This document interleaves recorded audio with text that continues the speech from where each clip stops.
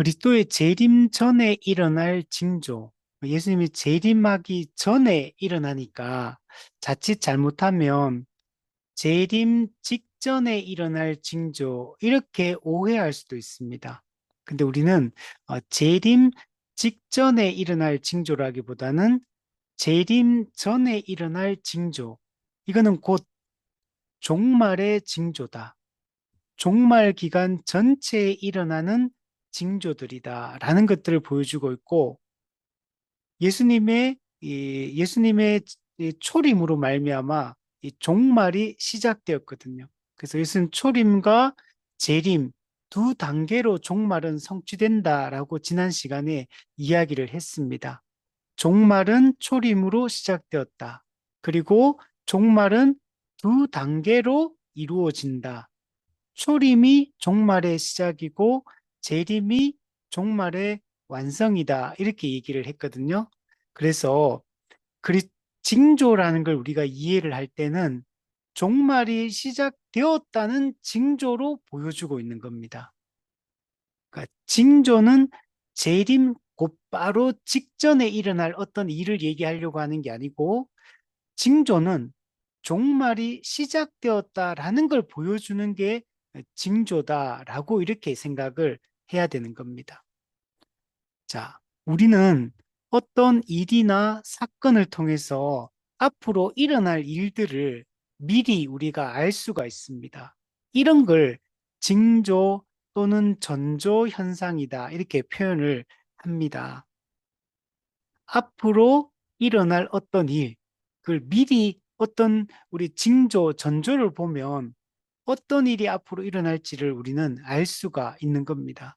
예를 들면 먹구름이 쭉 몰려오면 이제 곧 비가 내리겠구나, 소나기가 내리겠구나라는 걸 우리가 알 수가 있다는 겁니다. 또 만약에 산모가 임신을 했는데 산모가 진통을 시작하면, 그리고 양수가 터지면 조금 있으면 아이를 해산하겠구나 라는 걸 알 수가 있다는 겁니다. 그래서 우리가 어떤 일이 일어나기 전에 어떤 현상이 먼저 전조적으로 일어나게 됩니다. 이걸 우리는 징조라고 얘기를 한다는 겁니다. 그러면 세상 역사가 끝나고 세상이 이 종말을 맞이하게 될 때는 어떤 징조가 일어날 것인가? 예수님이 재림하심으로 세상 역사가 종결될 그 징조는 무엇인가? 우리가 살펴보려고 하는 것입니다. 예수님께서 예루살렘 성에 이제 입성을 하십니다. 그 예수님 입성하시고 예수님은 이제 이곳에서 이제 잡히시고 십자가에 못 박혀서 죽게 되는데, 예수님이 그때 감람산에 이 예루살렘에 입성하신 후에 감람산에 들어가서 설교하는 내용들이 이 성경에 여러분 기록이 되어 있습니다. 이때 이 감람산 설교를 살펴보면 재림에 앞서 일어날 그 징조들이 있다는 걸 말해주고 있습니다. 예수님 재림 전에 어떤 일이 일어나는가, 어떤 징조, 전조가 나타나는가 라는 것들을 우리에게 보여주고 있는 겁니다. 제자들이 예수님과 함께 예루살렘에 입성하고 성전에 들어가게 되는데, 그 성전이 너무나 크고 화려하고 휘황찬란했습니다. 그래서 제자들이 성전에서 나오면서 그 성전 건물을 가리키면서 예수님께 이 성전이 어떠하냐고 예수님께 질문을 던집니다. 마가복음 13장 1절에 보면 예수께서 성전에서 나가실 때에 제자 중 하나가 이르되 선생님이여 보소서, 이 돌들이 어떠하며 이 건물들이 어떠하니까. 이 돌들이 어떠하며 이 건물들이 어떠하니까 라고 제자들이 예수님께 이 질문을 던집니다. 제자들은 그 성전의 외적인 아름다움에 이 감동을 받았던 겁니다. 겉으로 보이는 이 건물로서의 성전이 너무나 크고 화려하고 너무나 아름다웠기 때문에 이 성전의 이 건물, 외적 건물에 감동을 받고 예수님께 그렇게 질문을 했던 것입니다. 그때 예수님께서 이렇게 말씀하십니다. 내가 이 큰 건물들을 보느냐? 돌 하나도 돌 위에 남지 않고 다 무너뜨려지리라. 예. 제자들은 이 건물의 아름다움과 그 영광과 그 크기를 그걸 자랑했는데, 근데 예수님께서는 돌 하나도 돌 위에 남지 않고 이 성전이 다 무너뜨려지리라고 말씀을 하는 겁니다. 이스라엘 백성들은 성전이 이스라엘 공동체의 중심이거든요. 성전은 하나님의 임재를 상징하고 하나님 앞에 죄의 문제가 있을 때 이 죄의 문제를 해결하기 위해서 제사를 지내는 곳이 이 성전이거든요. 그래서 이스라엘 백성들은 성전이 삶의 중심이고 성전이 신앙생활의 중심이 이 성전이었습니다. 근데 예수님께서 돌 하나도 돌 위에 남지 않고 다 무너뜨려지리라고 말을 하니까 제자들은 충격을 받을 수밖에 없는 것입니다. 그러면 성전이 멸망한다. 성전이 무너뜨려진다는 얘기는 무슨 말이냐면 역사가 종말을 맞이한다는 의미예요. 그래서 제자들이 이 성전이 돌 하나도 돌 위에 남지 않고 다 무너질 것이다라는 예수님의 말씀을 들었을 때 이거는 곧 성전의 멸망이 곧 역사의 종말을 맞이한다. 이걸로 제자들은 알아들었던 겁니다. 그러니까 제자들이 충격을 받을 수밖에 없었습니다. 이 이야기를 듣고 나니 제자들이 예수님께 다시 질문을 합니다. 마가복음 13장 3절에서 4절에 보면 예수께서 감람산에서 성전을 마주 대하여 앉으셨을 때에 앞서 제자들과 예수님은 성전에 들어갔다가 나왔거든요. 성전에서 나오는 도중에 제자들이 질문을 던졌고 예수님께서는 돌 하나도 돌 위에 남지 않고 성전이 다 무너질 것이다 라고 얘기를 했고 그리고 나서 예수님과 제자들이 이동을 해서 성전을 마주 대하여 이제 감람산에 딱 앉았어. 그리고 산 위에서 예루살렘 시에 있는 그 성전을 바라보면서 예수님께 제자들이 질문을 던집니다. 성전의 멸망은 곧 역사의 종말이기 때문에 이 일이 언제 일어날지에 대해서 제자들이 예수님께 질문을 던지는 겁니다. 그래서 베드로와 야고보와 요한과 안드레가 예수님께 옆에 와가지고 조용히 묻습니다. 주님, 우리에게 이르소서 어느 때에 이런 일이 있겠사오며 첫 번째 질문이 어느 때에 이런 일이 있겠느냐? 두 번째, 이 모든 일이 이루어지려 할 때에 무슨 징조가 있사오리까? 그러니까 두 가지 질문을 제자들이 던진 겁니다. 돌 하나도 돌 위에 남지 않고 성전이 무너지는 때, 곧 역사의 종말을 맞이하는 때, 세상이 심판을 받고 새로운 시대가 시작되는 그 때가 언제인가를 질문했고, 두 번째, 그 때가 이 모든 일이 이루어지려 할 때, 즉, 역사의 종말이 시작될 그때 무슨 징조가 있겠느냐. 그래서 이 마태복음은 이걸 어떻게 번역했냐면, 주의 임하심과 세상 끝에는 무슨 징조가 있사오리까? 주의 임하심, 즉, 예수님의 재림. 예수님이 재림이 곧 무슨 때냐? 세상의 끝이다. 역사의 종말, 세상의 끝. 이 일이 일어날 때 무슨 징조가 있사오리까라고 이렇게 질문을 던지는 겁니다. 그리고 예수님께서 이 질문을 받고 나서 이 감람산에서 설교를 하는 거. 이게 감남산 설교예요. 이 감남산 설교는 곧 종말에 대한 설교, 세상의 끝에 대한 설교를 하고 있는 겁니다. 그 제자들이 던진 이 두 가지 질문에 대한 답변으로서 이 감남산 설교, 종말에 대한 설교를 하고 있다라고 말할 수 있어요. 이게 마태복음 24장에 또 마가복음 13장에 누가복음 21장에 이 내용이 여러분 기록이 되어 있는 겁니다. 그런데 이 감남산 설교, 이 종말에 대한 이 설교는 두 가지 내용이 이런 뒤섞여 있습니다.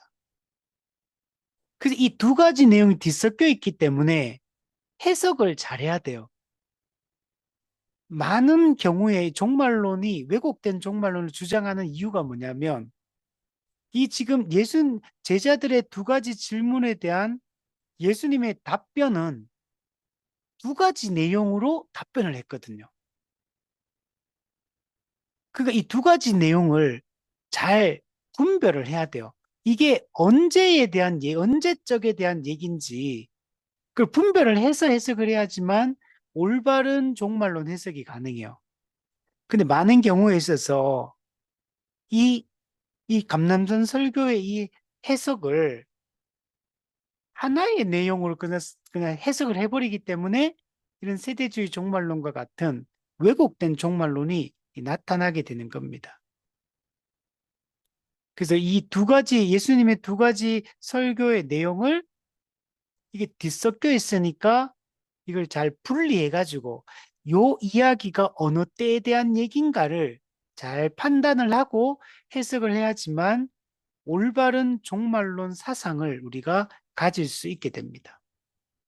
자, 첫 번째는 예수님 한 가지 그 감남는 설교에서 첫 번째는 뭐냐면 AD 70년, 즉 예수님이 십자가 못 박혀 죽으시고 승천하신 지 40년 후 초대 교회 시절이에요. 이때는 사도 바울의 그 3차 전도 여행이 끝나고 난 바로 이후 시점이에요. 조금 시간이 지난 시점이에요. 아직 AD 70년은 아직 제자들이 아직 다 살아있는 시기예요. 바울도 살아있고 제자들이 대부분 다 주로 다 살아있는 시기예요. 이때 어떤 일이 일어나냐면 AD 70년에 로마 장군 티투스 장군이 예루살렘 성을 포위하게 됩니다. 쳐들어와요. 공격해와요. 그래서 티투스 장군에 의해서 예루살렘 성이 함락이 되고 예루살렘에 있던 이 헤롯 성전이 여러분 음, 파괴가 AD 70년에 되게 되거든요. 이때 일어날 일을 예수님이 지금 십자가에 못 박히기 예루살렘에 입성하신 이때 미리 예수님이 예고해 준 내용들이 있어. 물론 아직은 예수님은 지금 마지막 이번 주에 십자가에 못 박혀 죽어요. 근데 예수님이 아직 그 마지막 주간, 예수님이 예루살렘 성에 있는 요 주간에 지금 감람산 설교를 통해 40년 후에 일어날 이스라엘 나라의 운명에 대한 얘기를 하는 내용이 나와요. 그게 AD 70년에 로마의 티투스 장군에 의해서 예루살렘 성이 포위되고 성이 함락되고 성전이 파괴되는 이 내용들이 지금 여러분 여기에 기록이 돼 있는 거예요.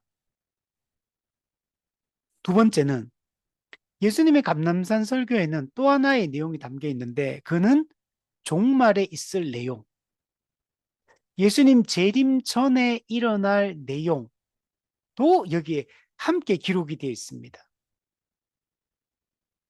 그러니까 이 두 가지 내용이 섞여 있기 때문에 마태복음 23장, 마가복음 13장, 누가복음 21장이 나오는 이 감람산 설교를 해석을 할 때는 이게 AD 70년에 일어나는 일에 대한 내용인지 예수님이 재림 전에 종말에 일어날 내용인지를 구분을 하는 게 중요한 거예요. 그 세대주의 종말론은 이걸 구분을 안 해요. 전부 다 종말에 있을 내용, 예수님 재림 전에 있을 내용으로 다 해석해 버렸기 때문에 오해가 여러분 생기게 된 겁니다. 그래서 이 내용을 마태복음만 살펴보면 이게 전부 다 그냥 예수님 재림 전에 있을 내용처럼 우리가 착각할 수 있어요. 그러나 누가복음과 이 성경을 다 살펴보면 이 내용은 AD 70년에 일어날 내용을 기록한 거구나. 이 내용은 재림 전에 일어날 종말에 대한 내용이구나. 라는 걸 좀 분별을 할 수가 있게 되는 겁니다. 그래서 이 부분이 종말론을 이해하는 데 있어서 아주 중요한 이 부분이다. 라고 얘기를 할 수 있습니다. AD 70년에 예루살렘 성이 함락되고 성전이 파괴되는, 여러분, 이때 이스라엘 나라가 멸망한 거예요. 이스라엘 나라가 멸망해가지고 이게 언제까지 멸망해 있냐면 1948년도에 아, 저- 아, 이스라엘이 지금 현대 이스라엘이 건국될 때까지. 그러니까 AD 70년에 멸망하고 나라 빼앗기고 이스라엘 민족은 전 세계로 다 흩어집니다. 다 흩어져서 이제 살다가 나라를 잃은 상태에서 이스라엘 나라는 멸망하고 없어요, 지금. 근데 민족은 아직 다 흩어져서 살고 있다가 AD 1900, 제가 곧 45년인지 48년인지 이스라엘 건국이 지금 정확히 기억이 안 나는데, 그때까지, 그러니까 약 한 1900년 후에 이스라엘 나라가 다시 건국이 된 겁니다. 그래서 지금 우리가 보고 있는 이스라엘 나라는 요때 이 20세기에 건국된 나라인 겁니다. 역사적으로 보면 아브람 한 사람을 불러서 이스라엘 민족을 형성하게 되고, 그게 이제 나중에 초대왕 사울 왕이 세워지면서 이스라엘 나라가 건국이 된 거예요. 이스라엘 나라가 건국되고 난 이후에 하다가 나라가 분열이 됩니다. 북이스라엘 왕국과 남유다 왕국 분열되었고, 북이스라엘 왕국은 700, BC 722년에 아수르에 의해서 멸망당하고, 남유다 왕국은 586년에 바빌론에 의해서 멸망당하고, 그래서 멸망당해가지고 포로로 끌려가죠. 끌려가서 바빌론 제국, 페르시아 제국, 헬라 제국, 그 다음에 로마 제국 이렇게 이어져요. 이때 이어지는 가운데 헬라 제국 막판에 잠시 유다 마카비의 독립 운동에 의해서 잠깐 독립하는 한 100년 정도 독립해요. 그러다 다시 로마 제국이 들어서면서 다시 로마 제국의 나라를 빼앗겨요. 그 상태로 쭉 온 거예요. 그냥 속국으로 식민지로 계속 온 겁니다. 유다 마카비 잠깐 독립했다가 다시 식민지 상태가 돼요. 예수님 당시도 로마 제국의 속국입니다. 유대 임금이 있지만 로마 총독을 보내서 이 나라를 이렇게 운영하는 이런 시스템이요. 식민지 상태. 우리가 옛날에 일제시대 때 일본 총독이 한국에 들어와서 이, 이, 이 민족을 주권을 찬탈하고 다스렸던 것처럼 이스라엘이 그런 상태였어. 그런데 그게 AD 70년에 완전히 나라가 완전 그 나라 자체가 멸망해버린 거 완전히. 그냥 속국으로 단순히 있는 게 아니고 완전히 멸망했고 20세기 들어와가 나라가 다시 건국이 여러분 되었다. 그렇게 AD 70년이 그만큼 이스라엘이 완전히 멸망하는 나라 자체를 완전히 잃어버리는 이 사건이 AD 70년에 있었던 거예요. 그래서 예루살렘 성이 AD 70년에 무너지고 성전이 파괴된다는 얘기는 예수님 재림 전에 일어날 사건의 이런 모형과 같은 사건. 종말에 대한 모형이 되는 게 AD 70년의 이 멸망 사건입니다. 그래서 예수님이 말씀하신 이 재림 전에 일어날 징조, 즉 종말의 징조는 이 5가지 내용이 담겨 있는 것을 여러분 볼 수가 있습니다. 마태복음 24장에 보면 이 내용들을 살펴보면 어떤 내용이 나오냐면 복음이 전 세계에 전파될 것이다. 세계 복음화, 세계 선교가 일어날 것이다. 이게 여러분 재림 전에 일어날 징조인 겁니다. 근데 이 재림 전에 일어날 이 징조를 근데 세대주의 종말론은 뭐라고 해석하냐면 재림 직전에 일어날 징조 이렇게 보는 거. 근데 이거는 재림 직전에 일어날 징조가 아니고 초림과 재림 전체 기간에 일어날 징조예요. 마태복음 24장 14절에 보면 이 천국 복음이 모든 민족에게 증언되기 위하여 온 세상에 전파되리니 그제야 끝이 오리라. 이거는 그렇구나. 예수님 재림 직전에 천국 복음이 모든 민족에게 증언되면 그제야 끝이 오리라. 그러면 예수님 재림에서 세상이 끝나는구나. 이렇게 해석을 하는 거야.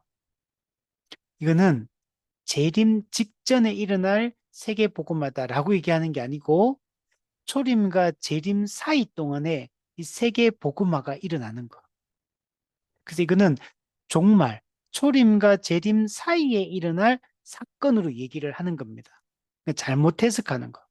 자, 그리고 천국 복음이 모든 민족에게 증언되기 위하여 온 세상에 전파되니 그제야 끝이 온다는 얘기는 여기서 그제야 끝이 오는 게 재림, 재림하셔서 이루어지는 그 마지막 순간을 얘기하는 게 아니고 끝, 종말이 시작된다는 얘기를 하는 거.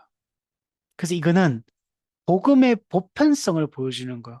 그 전까지는 복음이 유대인에게만 전파되었는데 이제는 이 복음이 유대인을 넘어 이방인들에게도 전파되어지고 이방인들도 구원받기 시작했다는 것. 여러분, 이건 언제부터? 초림 때부터 시작이 되는 것. 그래서 종말이 시작되었다.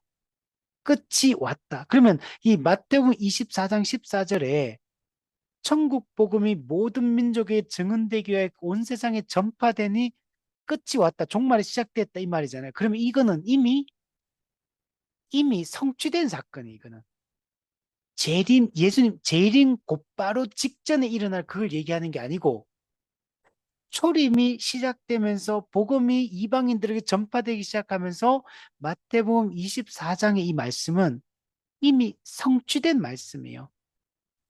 근데 많은 사람들이 이걸 아직 성취가 안 된 걸로 이해하고 빨리 우리 세계 선교해가지고 예수님의 재림을 앞당기자 이렇게 해석을 하고 있는 거예요, 지금. 많은 선교사들도 이렇게 해석을 해요. 일반 교회에서 여러분 선교 뭐 집회 뭐 선교 헌신 예배 이런 거 하면 전부 다 이런 식으로 해석을 해요. 근데 이거는 잘못된 성경 해석입니다. 자, 두 번째, 마태복음 24장에 보면 교회가 환난과 핍박을 받게 될 것이다. 이렇게 기록을 하고 있습니다. 마태복음 24장에 보면 9절부터 10절에 보면 그때 사람들이 너희를 환난에 넘겨주겠으며 너희를 죽이리니 너희가 내 이름 때문에 모든 민족에게 미움을 받으리라. 그때 많은 사람이 실족하게 되어 서로 잡아주고 서로 미워하겠으며 자, 이 구절을 재림 직전에 일어날 대환란으로 잘못 해석을 하는 겁니다. 여러분, 사람들이 환란에 넘겨주고 죽이고 모든 민족에게 예수님 때문에 미움받고 이런 거는 여러분 초대 교회 때부터 계속 있는 사건들이요.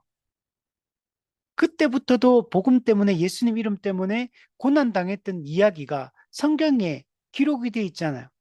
이거는 예수님 재림할 때까지 계속되는 거. 오늘 우리도 마찬가지고. 그러니까 이거는 재림 직전에 일어날 징조가 아니고 초림부터 재림까지 종말 기간 전 기간에 일어나는 사건들을 이야기를 하고 있는 겁니다.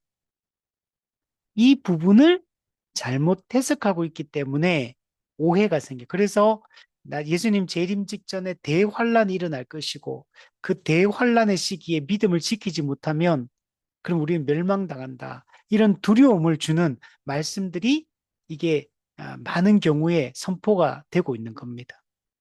이것도 잘못된 성경 해석입니다. 세 번째, 마태복음 24장 4절 5절에 보면 너희가 사람의 미혹을 받지 않도록 주의하라.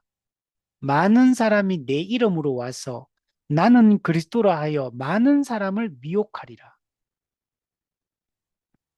사람의 미혹을 받지 않도록 해라. 어떤 사람이 나는 그리스도라 이러면서 자기가 그리스도라고 자기가 메시아라고 그 메시아의 이름으로 와가지고 사람들을 미혹하는 일들이 일어나게 될 것이다. 거짓 그리스도, 거짓 선지자, 거짓 교사들이 출현해서 교회를 미혹하게 될 것이고 많은 사람이 미혹을 받아서 배교하게 될 것이다. 이게 언제 일어나느냐? 이 세대주의 종말론이나 이 거짓 잘못된 종말을 가르친 사람들은 이 현상은 재림 직전에 일어날 현상이다. 이렇게 해석을 하는 거야. 그러나 여러분 거짓 그리스도가 나타나고 거짓 선지자가 나타나고 거짓 교사들이 나타나는 얘기는 초대교회부터 나왔던 것들이에요.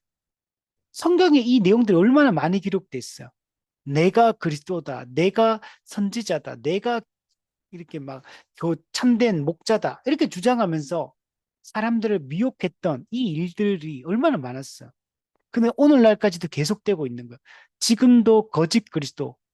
이 이단들이 자기가 재림 예수라 그러고 뭐 보혜사 성령이라 그러고 자기가 하나님이라고 그러고 그러잖아요. 그는 초대교회부터 지금까지 앞으로도 예수님 재림 때까지 이런 거짓 그리스도, 거짓 선지자, 거짓 성령, 거짓 교사 이런 사람들은 늘 나타나는 거예요. 그러니까 이거는 재림 직전에 일어날 현상을 얘기하는 게 아니고 초림과 재림 전체 기간 동안에 일어나는 이 종말의 징조지 재림 직전의 징조가 아닌 겁니다. 그래서 지금 전반적으로 교회가 이런 내용들을 전부 재림 직전에 일어날 징조들로 해석을 하고 있거든요. 그래서 이게 잘못된 거다. 환란은 우리 예수 믿고 복음을 따라 살아갈 때 항상 환란이 있어요. 우리 베드로전서 보세요. 그리스도로 인한 고난, 그리스도 이름 때문에 당하는 핍박 얼마나 많이 나와요. 바울도 이야기, 빌립보서도 얘기하고 예수님도 얘기하셨고 요한계시록에도 기록돼 있고 요한 1서에도 기록돼 있고 다 기록돼 있잖아요. 신약 성경 전체에. 그래서 이거는 재림 직전에 일어날 징조가 아니라 재림 전에 일어날 징조, 즉 종말의 징조다. 이렇게 해석을 해야 됩니다. 네 번째, 여러분 마태복음 24장 6절 8절에 보면 전쟁과 기근과 지진과 여러 가지 재난이 일어날 것이다. 라는 내용이 나옵니다. 마태복음 24장 6절에서 8절에 보면 난리와 난리 소문을 듣겠으나 난리가 일어나 난리가. 그리고 난리에 대한 소문이 막 들려요. 그런데 너희는 삼가 두려워하지 말라. 두려워하지 말라 그러잖아. 이런 난리가 나도. 이런 일이 있어야 하되 아직 끝은 아니니라. 민족이 민족을 나라가 나라를 대적하여 일어나겠고 이 전쟁을 얘기하죠. 곳곳에 기근과 지진. 여러분 오늘 이제 대홍수 뭐 화산 폭발 뭐 대지진 뭐 이런 거 일어나잖아요. 기근, 이 홍수 뭐 이런 거 막 일어나잖아요. 이게 일어날 때 사람들 어떻게 생각하는 이게 재림 직전에 일어날 징조다. 그래서 막 쓰나미 이런 거 막 일어나면 사람들이 막 이제 곧 예수님 오시겠다 막 이렇게 얘기한다는 거.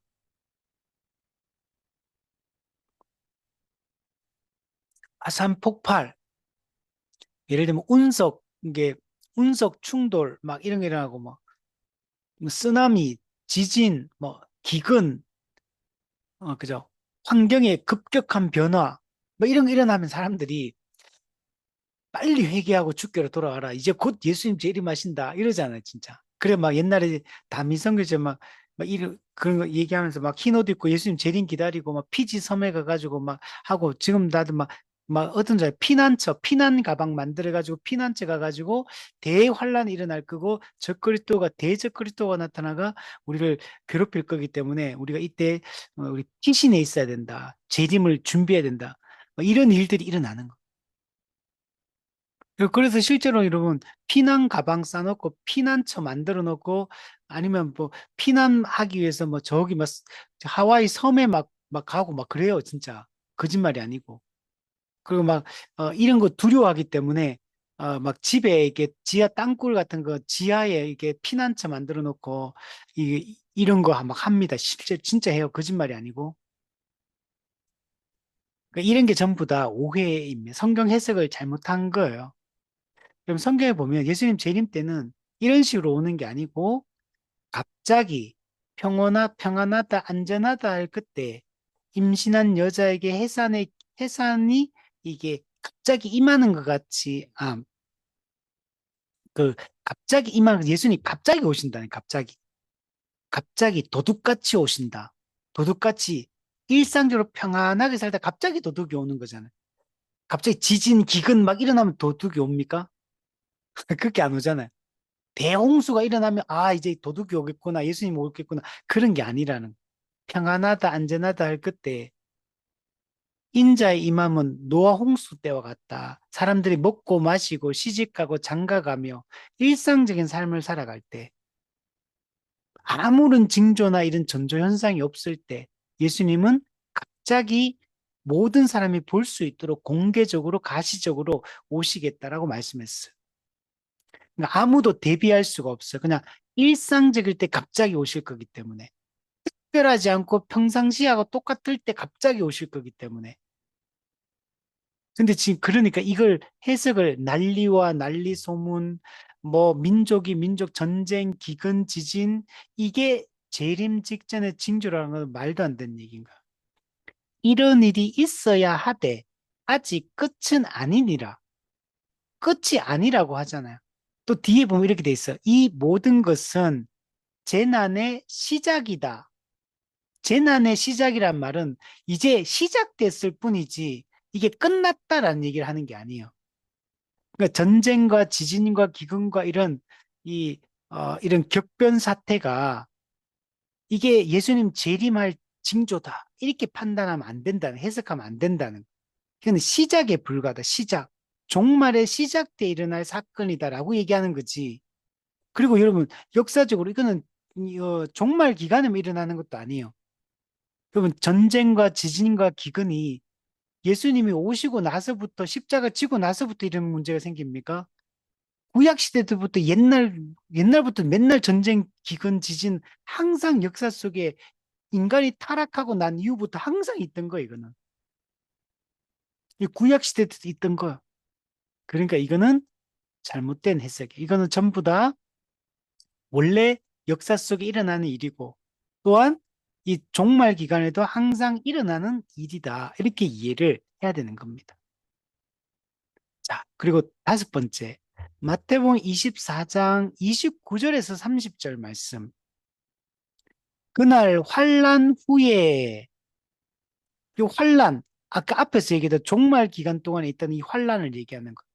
그 즉시 해가 어두워지며 달이 빛을 내지 아니하며 별들이 하늘에서 떨어지며 하늘의 권능들이 흔들리리라. 그때의 인자의 징조가 하늘에서 보이겠고 요거는 언제를 얘기하냐면 인자의 징조가 하늘에서 보이고 그때 땅의 모든 족속이 통곡하며 그들이 인자가 구름을 타고 능력과 큰 영광으로 오는 것을 보리라. 자, 그러면 요거는 언제적 얘기를 하는 겁니까? 초림과 재림 사이를 얘기합니까? 아니면 예수님이 재림하는 그 순간을 얘기합니까? 이 재림 순간을 얘기하는 거. 마태복음 24장 29절 30절 요 구절은 뭘로 해석해야 되냐면 재림하시는 그 순간에 일어나는 걸 얘기를 하고 있는 거예요. 요거는 종말 기간 전체에 대한 얘기가 아니에요. 요거는 재림 때 일어날 사건을 요거는 얘기를 합니다.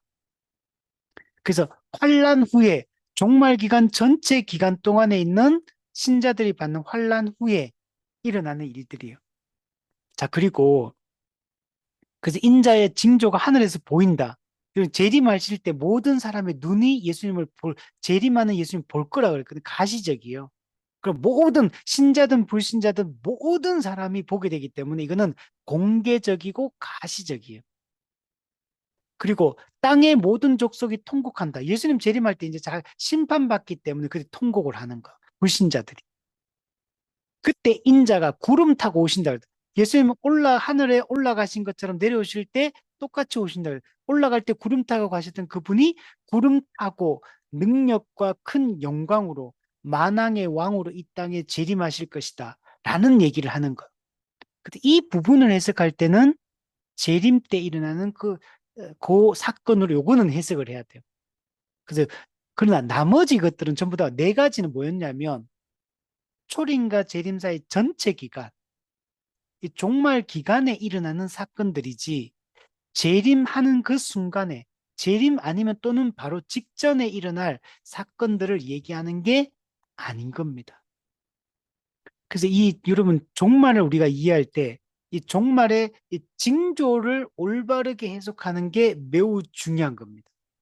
징조에 대한 성경적 이해, 징조에 대한 올바른 이해가 우리가 이 땅을 살아갈 때 올바른 종말론 사상을 가지고 올바르게 살아갈 수 있어요.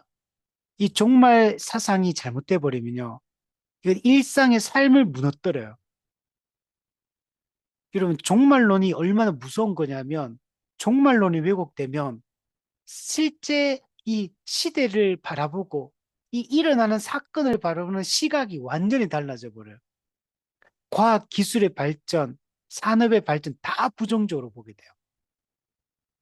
그리고 어떤 자연재해, 쓰나미, 지진, 기근, 전쟁, 이 모든 것들을 예수님 그 재림으로 대환란으로 다 연결시키고 대적그리스도로 연결시키고 다 그렇게 해석을 하게 돼요. 그렇게 해석하면 여러분 신앙생활이 매우 두려움에 빠지게 돼요. 우리 성도가 갖는 그런 평안함이 사라지게 됩니다. 그래서 여러분 종말로는 이게 실제 삶에 아주 강력한 영향을 미치면 신앙생활의 형태를 완전히 다 바꿔버려요. 그래서 이게 위험한 겁니다. 그냥 이게 그냥 내 머릿속에는 하는 어떤 생각으로 끝나는 문제가 아니에요. 종말로는 왜곡된 종말로 들어가면 일상의 실제 생활을 파괴시켜버려요, 이게. 삶 자체를, 가정을 무너뜨리고 삶을 무너뜨려버려요, 이게. 그래서 이런 올바른 우리가 이런 종말론 사상, 특히 징조에 대한 올바른 이해를 갖는 게 중요한 겁니다. 그래서 여러분, 우리 앞에서 살펴봤던 것처럼 복음 전파, 세계 복음화, 핍박과 또 배교, 거짓 그리스도, 거짓 선지자의 출현, 이런 것들을 재림 직전에 일어날 일이 아니라 초림과 재림 사이, 종말 기간 전체에 일어나는 사건으로 이해하고 이 모든 것들이 교회 역사 속에 일상적으로 이제까지 일어났던 일들이고 재림 때까지 앞으로도 계속 일어날 그런 사건들이다라고 이해를 해야 되는 겁니다. 근데 이걸 잘못 이해하는 사람들이 주로 또 어디에 관심을 갖냐면 재림의 시기와 시기에 대한 관심을 가져요. 언제 오시느냐, 예수님. 언제 재림하시느냐.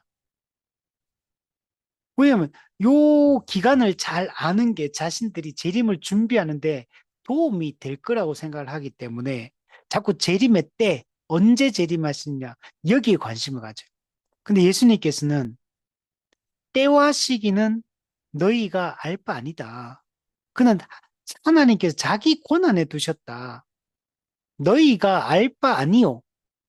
누구는 때와 시기에 대해서는 관심을 갖지 말라고 얘기하는 거. 그 오직 하나님 아버지만 하나님이 정한 때에 하나님이 그렇게 모든 일을 이루신다. 그 우리는 언제에 관심을 갖지 말고 반드시 오신다. 반드시 재림하신다. 여기에 관심을 가져야 될 것. 언제 오시냐가 아니라 반드시 오신다. 성경은 이걸 강조를 하고 있는 겁니다. 우리가 이걸 잘 이해를 해야 됩니다. 우리 앞서 살펴봤던 이 복음서에 등장하는 이런 시대의 징조들이라고 불리는 것들, 이걸 많은 경우에 이거 잘못 해석하면 전부 다 이걸 비정상적인 거라고 생각. 비정상적, 비역사적, 그리고 재앙적, 재앙이 닥치니까 재앙적, 그리고 대규모적 이런 식으로 온다고 생각해요. 특히 또 자연재해 이런 걸로 온다고 생각해요. 그래서 전쟁, 지진, 기근, 쓰나미, 화산 폭발, 운석 충돌, 이 모든 것에 대해서 너무 깊이 관심을 가지고 이런 게 일어날 때마다 이거는 재림의 징조다. 예수님 오실 때가 되었다. 전부 이런 식으로 해석을 하는 겁니다. 그러면 여러분, 지진이라는 것 얼마나 이때가 역사 속에 많이 일어났고, 화산 폭발 일어나서 막 무너지고, 운석이 막 지구와 충돌, 뭐, 물론 작은 거지만, 이게 충돌하는 것도 얼마나 많으며, 전쟁 생각해보 전쟁. 오늘날 전쟁이 많습니까? 오늘날 전쟁이 별로 없는 시대예요. 옛날에 전쟁 얼마나 많았어요. 우리나라만 해도 여러분, 여진족, 오랑캐들, 그란족, 뭐, 그다음에 중국 한족, 일본, 얼마나 많이 쳐들어와서 전쟁을. 옛날에는 각 지역마다 얼마나 많은 전쟁이 있었습니까? 이런 걸 갑자기 재림 직전에 일어날 징조다. 이렇게 해석해서는 안 된다는 거. 역사 속에 늘 있어 왔던 현상들이다.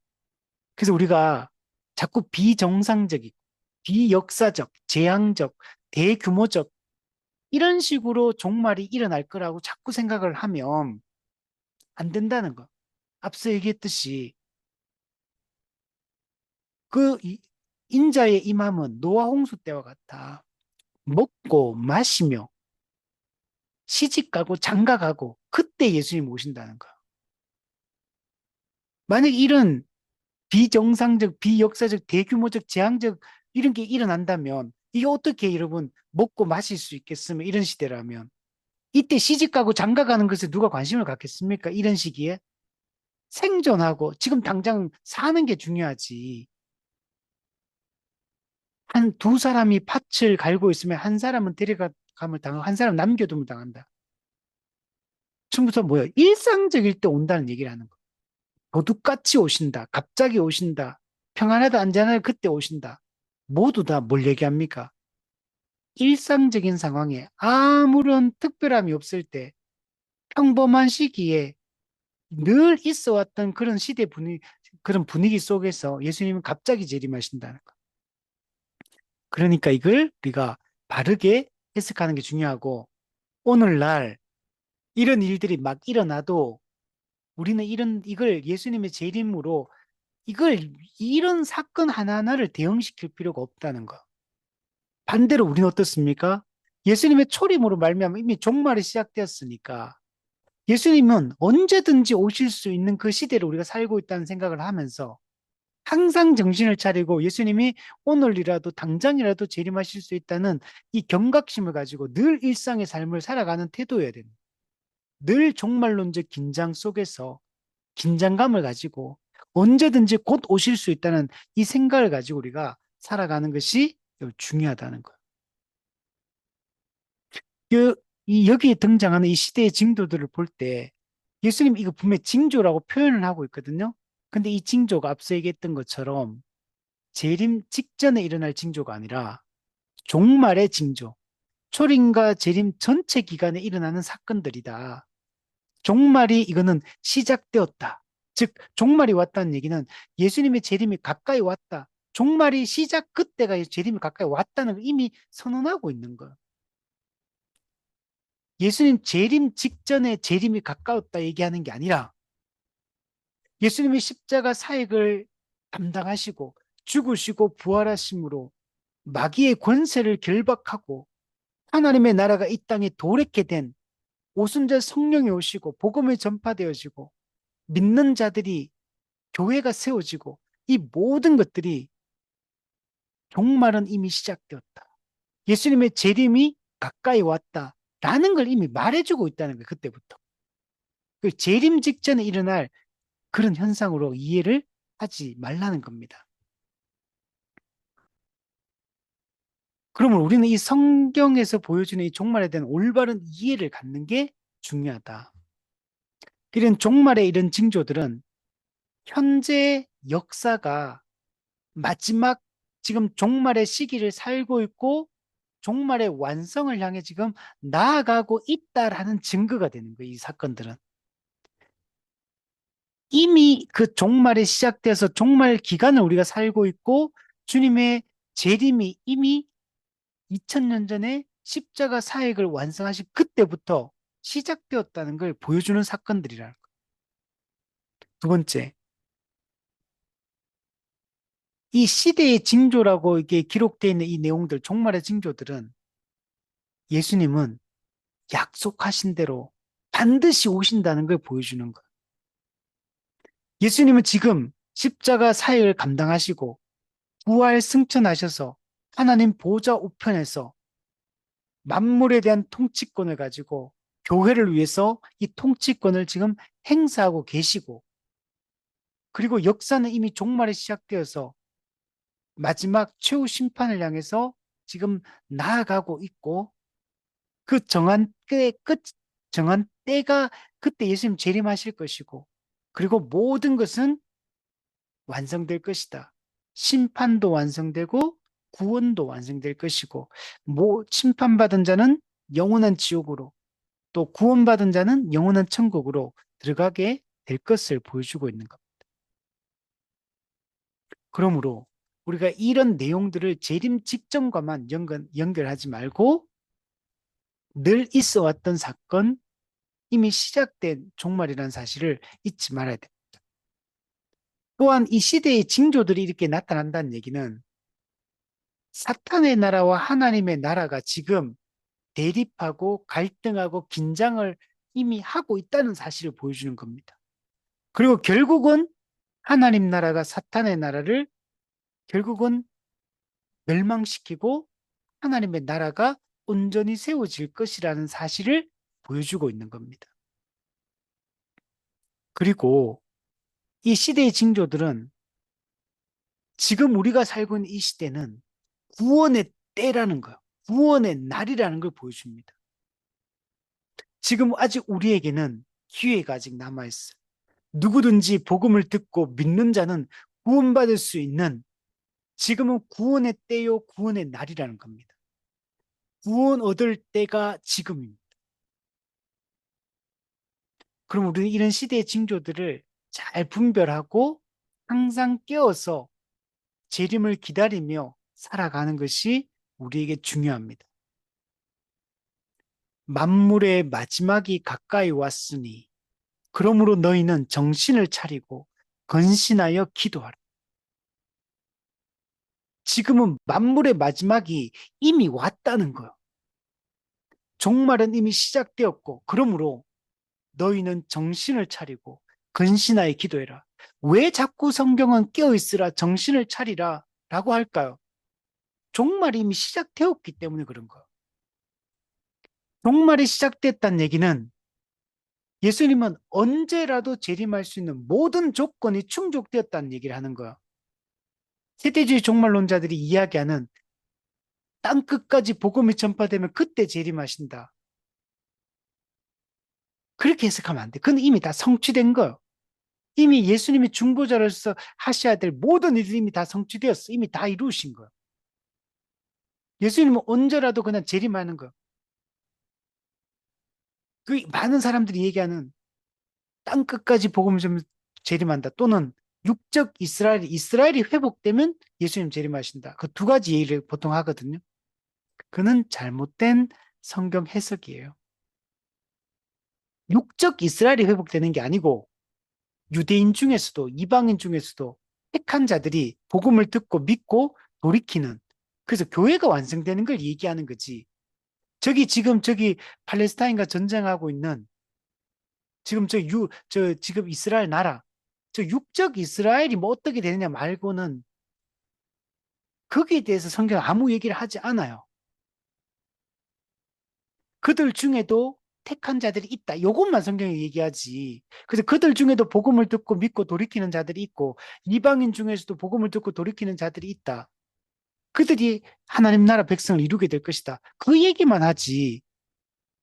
지금 저 이스라엘 땅에 저 전쟁하고 있는 저 나라가 하나님의 백성도 아니고 육적 이스라엘에 대한 의미는 아무 의미가 없어요. 지금은 성경이 이야기하는 영적 이스라엘 교회에 대한 얘기를 하는 거지.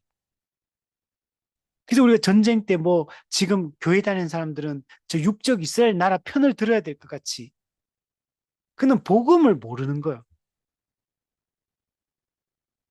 그렇게 해석해서는 안 된다. 자, 이, 이 복음서에 등장하는 이 종말의 징조들은 크게 세 가지로 분류할 수 있어요. 첫 번째, 하나님의 은혜를 보여주는 종말의 징조가 있습니다. 하나님의 은혜. 그게 뭐냐면 세계 복음화, 세계 선교가 이루어지는 거, 복음이 땅 끝까지 전파되는 거.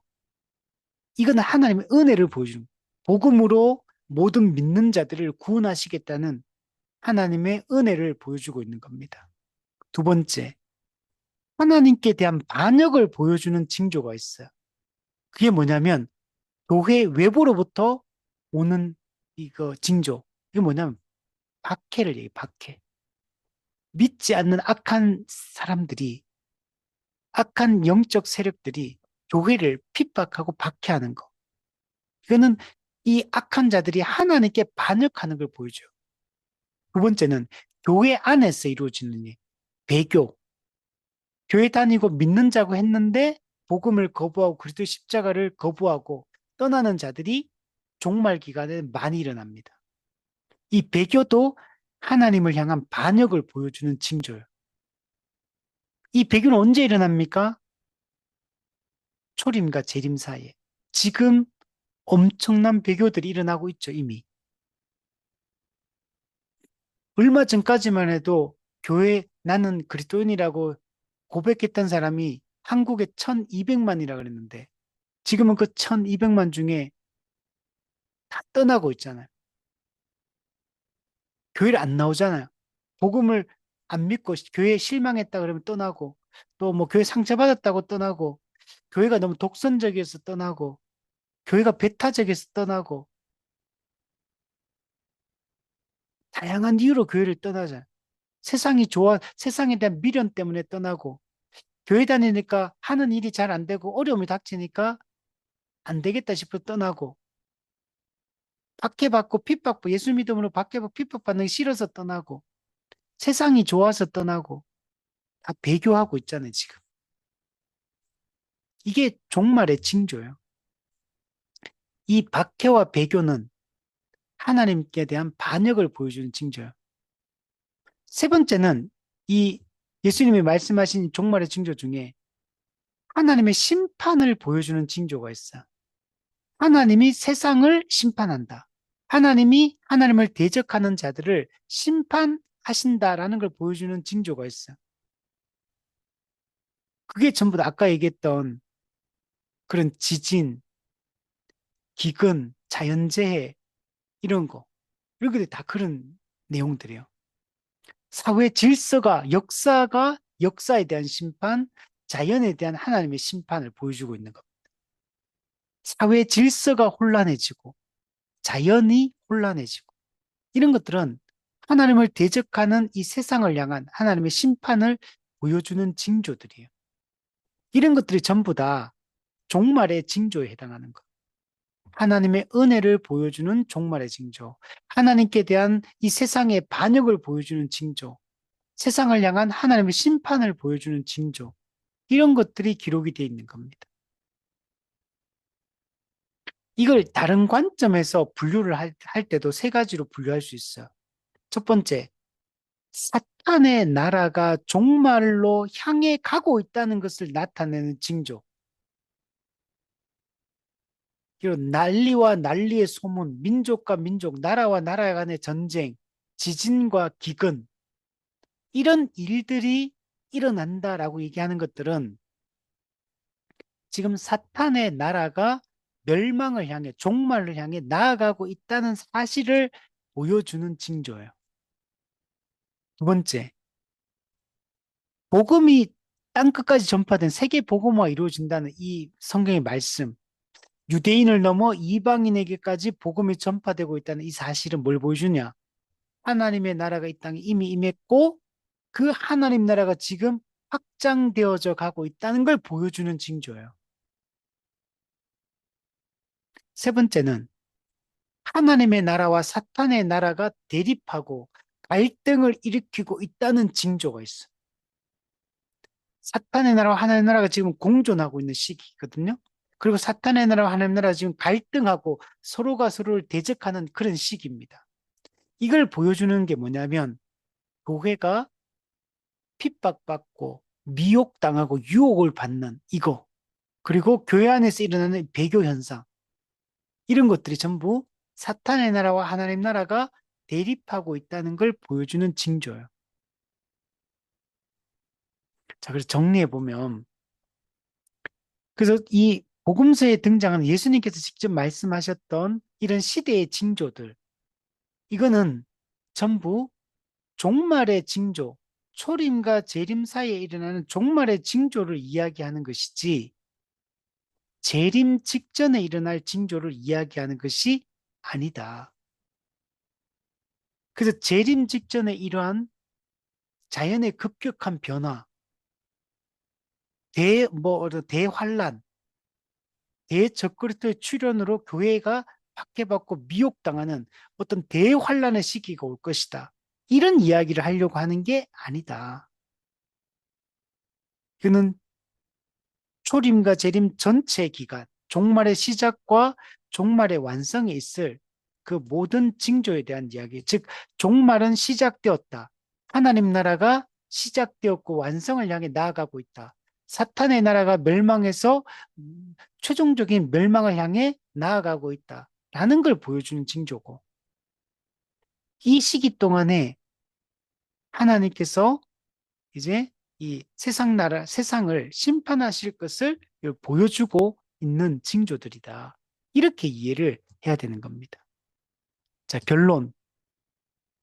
성경의 징조들은 이 많은 내용들이 이미 구약 시대 때부터 많이 나타나던 모습들이에요. 구약 시대 때도 여러분 보시면 전쟁과 지진과 기근이 일어났죠. 구약 시대 때도 거짓 진리를 왜곡시키는 자들, 이런 자기가 메시아라고 주장하는 거짓 그리스도, 구약 시대 때도 나타났어요. 믿는 자들이 세상으로부터 핍박받고 또 믿는다고 해놓고 배교하고 하는 일들도 구약 때도 있었어요. 그러니까 이거는 이미 이전부터 있던 기록들이다. 이런 징조들은 하나님이 자기 백성을 일깨우고 하나님의 장차 이루어질 하나님의 역사를 소망하게 하는 이런 역할들을 하게 되는 겁니다. 두 번째는, 이러한 징조들은 그리스도가 재림하실 것을 기억하고 늘 이것을 잊지 않고 깨어서 살아가도록, 역사가 종말을 향해 나아가고 있고 예수님의 진짜 재림과 최후 심판이 눈앞에 다가와 있다는 걸 깨우쳐주는 역할을 하는 겁니다. 이런 것들이. 이게 전부 다 종말에 시작되었고, 종말에 시작됐던 예수님의 재림과 최후 심판이 가까이 이미 와 있다라는 얘기를 하는 거거든요. 예수님이 재림하셔서 최후 심판하는 거는 예수님의 초림 때부터 이미 그게 임박해 있었다. 이걸 임박한 환란, 임박해 있었다는 걸 보여줘. 그래서 여러분 성경에 보면, 데살로니가 후서 보면요, 재림이 임박해 있기 때문에 일도 안 해요. 그래서 사도 바울이 뭐라고 하냐면, 일하기 싫어도 먹지도 마라. 그러면서 예수님 한다 하더라도 혼란스러워하지 말고 불안해하지 말고, 그런 이야기들이 막 들리겠지만 거짓 그리스도 거짓 선지자 나타나서 막 그런 왜곡시키고 미혹할 때 근데 귀 기울이지 마라. 너는 주어진 일상의 삶을 충실하게 살아가라. 너희가 주님의 다시 오심을 반드시 오신다는 사실을 믿고 주님의 오심을 기다리며 이 땅에서 거룩하게 일상적인 삶을 살아가며 거룩하게 살아가고 이 복음을 전파하며 그 사명을 다해라 라고 얘기를 하는 거예요. 우리는 그게 우리가 이 땅에 해야 될 일이에요. 예수님이 재림이 가까웠다. 이미 가까이 왔어, 2000년 전부터. 그러니까 우리가 지금 어떤 뭔가 새로운 일을 하는 게 아니고 지금 주어진 일상의 삶을 그리스도인으로서 적합하게 살아가고 교회를 중심으로 신앙적 삶을 잘 살아가고 복음을 전파하며 사명을 감당하고 사람들을 그리스도께 인도하는 이런 일들을 하며 살아가면 되는 거. 우리가 그렇게 살아가는 게 우리의 신앙의 이 본질적인 측면이라는 걸 우리가 생각을 해야 돼. 또한, 이런 시대의 징조들은 역사 속에서 하나님 나라와 사탄의 나라가 이미 갈등을 겪고 있고 긴장 상태에 있다는 걸 보여주고 있는 겁니다. 그러나 사탄의 이러한 준동은 그리스도의 통치와 그리스도의 이 심판으로 말미암아 결국은 다 멸망하고 실패하게 될 것이고, 반면에 교회는 그리스도의 완전한 보호를 받고 최종적인 구원과 승리에 들어가게 될 걸 보여주고 있는 겁니다. 오늘날이 이 징조는 또한 오늘 이 시간이 구원의 날이고, 그리고 언제든지 예수님은 갑자기 재림하실 것이고, 예수님의 오래 참으심이 중단되어서 이제 최후 심판을 시행하시게 될 거예요. 성경에 보면 예수님이 오래 참으신다는 말이 신약에 많이 나오거든요. 근데 예수님은 한없이 무한정 참지 않으세요. 재림하실 것이고 최후 심판을 시행하시고, 믿는 자는 무죄를 선언하시고 영원한 천국을 주실 것이고, 믿지 않는 자는 유죄를 선언하고 영원한 지옥 심판에 여러분 던져넣게 여러분 될 것입니다. 그래서 우리가 이 사실들을 기억하고 우리가 깨어서 정신을 차리고 깨어서 살아가는 게 중요하다. 그래서 복음서에 예수님의 이 감람산 설교에 등장하는 이런 시대의 징조들을 재림 직전에 일어날 징조라고 사람들을 미혹하면서 사람들의 두려움을 조장하고 하는 이런 방식의 이 가르침들을 우리가 잘 분별하고, 우리는 이미 종말이 시작되었고 하나님 나라가 시작되었고 지금은 하나님 나라와 사탄의 나라의 이 대립과 갈등의 이 공존하는 시대를 우리 살고 있다는 사실을 알고 지금 정신을 차리고 깨어서 말씀에 순종하고 죄와 싸우며 우리가 살아가는 것이 중요한 것입니다. 우리 이런 종류의 삶을 우리 살아가야 됩니다. 그래서 우리가 이 종말, 이 징조들을 어떻게 이해하느냐에 따라서